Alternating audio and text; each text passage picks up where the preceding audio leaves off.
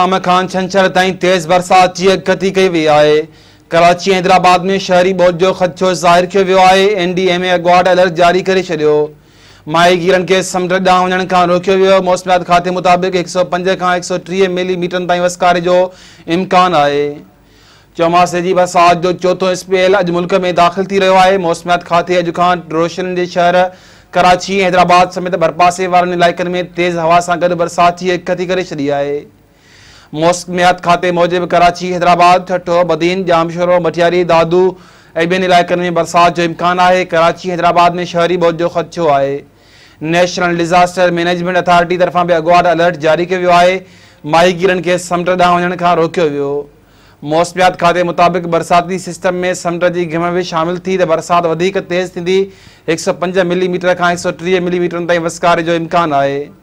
सिंध जे मुख़्तलिफ़ शहरनि हैदराबाद, ठट्टो, बदीन, थरपारकर, उमरकोट, मीरपुर ख़ास, सांगड़, टंडोलियार, मटियारी, जामशोरो, दादू, नवाबशाह ऐं ॿियनि बहिराड़ी वारनि इलाइक़नि में बरसात दौरान खिमण किरण जा बि वाक़िया पेश अची सघनि था।